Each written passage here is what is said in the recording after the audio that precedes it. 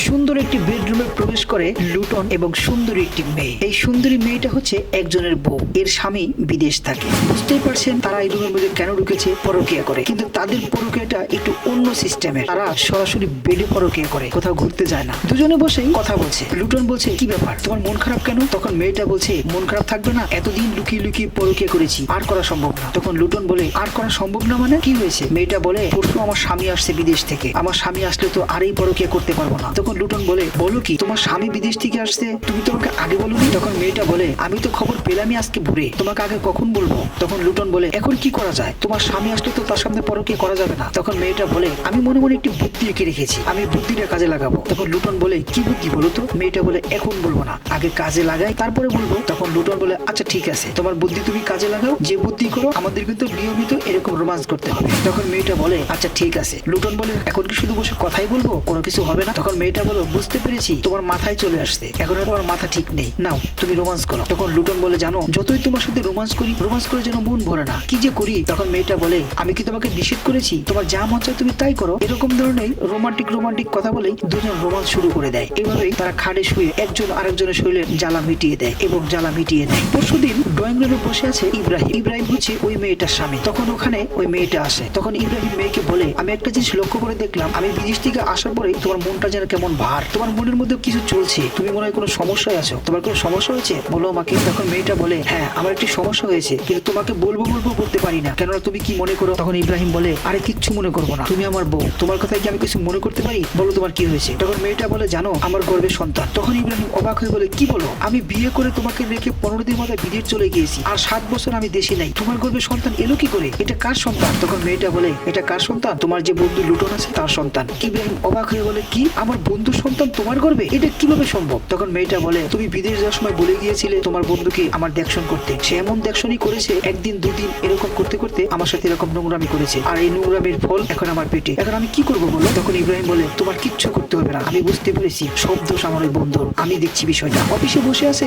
Luton, সেখানে ইব্রাহিম প্রবেশ করে। লুটন ইব্রাহিমকে দেখে বলে আরে বন্ধু বিদেশ থেকে কবে আসলি, কিছু তো বললি না। তখন ইব্রাহিম বলে থাক, তোর আর ভালো মানুষ শাস্তি হবে না, আমি তোকে বিশ্বাস করেছিলাম, আমার এত বড় ক্ষতিটা তুই কিভাবে করলি? তখন লুটন বলে ক্ষতি, আমি তোর কি ক্ষতি করেছি? তখন ইব্রাহিম বলে তুই কিছু বুঝিস না। তখন ইব্রাহিম তার বউকে ডাকে, তার বউকে দেখে লুটন বলে আরে তুই দেখি ভাবিও নিয়ে আসছিস, বস বস কি হয়েছে খুলে বল। তখন ইব্রাহিম বলে না বসতে হবে না, তুই খালি এইটুক বল তুই কেন আমার এই বউর সর্বনাশ করেছিস। তখন লুটন বলে আমি সর্বনাশ করেছি, কই আমি তো কোনো সর্বনাশ করিনি। তখন মেয়েটা বলে মিথ্যে কথা কেন বলেন, আপনি আমার সাথে নোংরামি করে আপনি আমার গর্ভে সন্তান দিয়েছেন, এটা মিথ্যে কথা। তখন লুটন কোনো কথা বলে না। তখন ইব্রাহিম বলে ছি তুই এরকম একটা কাজ করবি আমি ভাবতেও পারিনি। তখন লুটন বলে এখন কি করতে চাস সেটা বল। তখন ইব্রাহিম বলে আমি কি করব, আমি যা করার তাই করব, আমি থানায় যাব, পুলিশকে কমপ্লেন করব। তখন মেয়েটা বলে না তুমি যে এইসব করো তাহলে জানাজানি হয়ে গেলে তোমার মান সম্মান থাকবে না, আমারও মান সম্মান থাকবে না, ওর তো কিছুই হবে না। তখন ইব্রাহিম বলে এখন কি করা যায়। তখন মেয়েটা বলে তুমি একটি কাজ করো। ইব্রাহিম বলে কি কাজ, যে ওর সাথে আমার বিয়ে দিয়ে দাও। ইব্রাহিম অবাক হয়ে বলে এটা তুমি কি বলছো, তুমি আমার বউ, আমি কিভাবে ওর সাথে তোমার বিয়ে দেবো। তখন মেয়েটা বলে এছাড়া কোনো পথ নেই, তুমি যদি ওর সাথে আমাকে বিয়ে না দিয়ে দাও তাহলে এই সমাজ আমাকে কলঙ্কিত করবে, তোমাকে কলঙ্কিত করবে, দুজনেরই মরতে হবে, এছাড়া কোনো পথ নেই। তখন ইব্রাহিম বলে ঠিক আছে তোমাদের যেটা ভালো মনে হয় করো। এরপরে ইব্রাহিম ওখান থেকে চলে যায়। তারপরে লুটন আর ওই মেয়েটা সুন্দর করে কথা বলে, তারা রোমান্সে চলে যায়, কেননা এটাই ছিল তাদের প্ল্যান। তারা দুজন বিয়ে করে নেয় এবং সুখের সাথে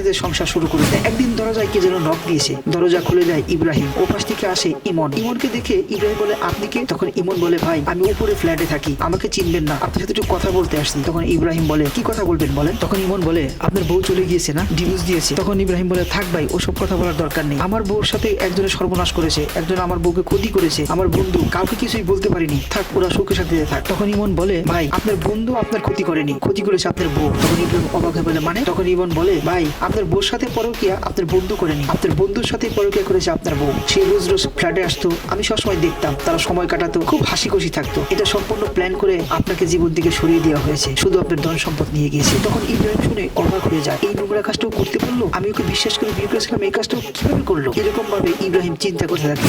আমাদের এই গল্পটা সম্পূর্ণই কাল্পনিক, তবু এই গল্পের মধ্যে শিক্ষণীয় বিষয় হলো এটি, আমাদের এই সমাজে এরকম ঘটনা অনেক ঘটে। পরকীয়া এই কথাটি যেন সমাজে প্রত্যেক ঘরে ঘরে চলছে। কেন চলছে, কোথায় ঘাটতি রয়েছে? হ্যাঁ ঘাটতি এখানে রয়েছে, একটু যুবতী মেয়েকে বিয়ে করে রেখে তুমি 8-10 বছরের নামে বিদেশ চলে যাবে, তারও তো একটি জীবন, তারও তো একটি চাহিদা আছে, সে কি করবে? টাকা কামাতে কামাতে এক সময় ভুল দিকে তাকানোর সময় থাকে না, একদিন দেখবে তোমার টাকা আছে কিন্তু যার জন্য টাকা কামিয়েছো সে নেই। আমাদের এই গল্পটা সম্পূর্ণই কাল্পনিক, তবু দেখার সময় যে কেউ মনে কষ্ট পেয়ে থাকেন আমাদের ক্ষমার দৃষ্টিতে দেখবেন। আর ভালো ভালো গল্প পেতে আমাদের পেজে লাইক কমেন্ট শেয়ার করে সাথেই থাকুন। ধন্যবাদ সবাইকে।